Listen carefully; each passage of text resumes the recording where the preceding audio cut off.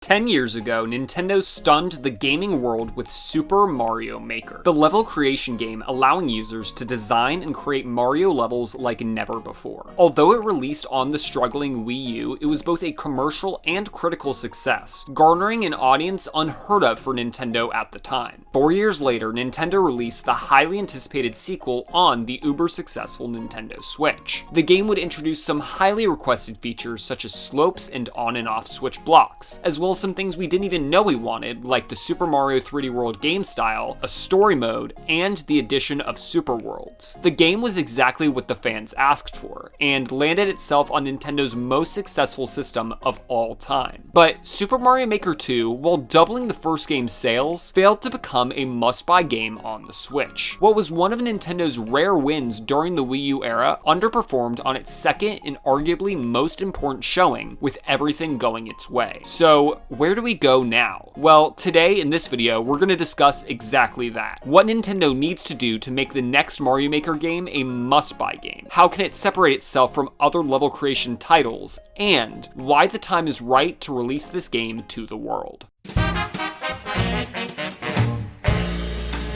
Super Mario Maker 3, as I'll be calling it in this video, can't just be another level creation game. It must fully change the way we see Mario Maker as a series. Mario Maker 2, when it released on the Switch, could get away with basically being an upgrade pack to the original game, because it had no competition for it on the console. Mario Maker 2 was for people who wanted to create and play Mario Maker levels on the Switch. With Mario Maker 3, you have to keep in mind that if they release this game on the Switch 2, you have to give people a reason to buy it beyond the fact that it's a Mario Maker game. Mario Maker 2 is still competition, and a shiny new number on the box isn't enough to drive sales. So, what are we going to do about it? Firstly, we're going to almost double the amount of game styles from 5 all the way to 9. Super Mario Bros. 2 and Super Mario Land will be upgraded from weird power-ups to full-on game styles. These two power-ups felt like cop-outs in Mario Maker 2. They teased us with new game styles to only give us a watered-down version of what could have been. Here, we're getting the real thing, with completely redesigned blocks, sprites, physics, and items. For the Super Mario Bros. 2 game style, we'll be keeping what makes it special and keeping its weird mechanics. Things like picking up turnips and not being able to jump on enemies will stay, as it gives Mario Bros. 2 that special oddness that it's famous for. Along with that, enemies like Shy Guy, Ninja, Birdo, and Wart will give this game style flavor that you can't find anywhere else. The stopwatch item will allow you, the player, to slow down time and freeze enemies. The rocket can be found by pulling up grass and transport you to another part of the level, and potions can be pulled from the grass, creating doors to secret areas. Super Mario Bros. 2 wasn't fully integrated into Mario Maker 2, because it's vastly different from other game styles. For a Super Mario Bros. 2 game style, it would require them to fully immerse themselves into making a new style from the ground up,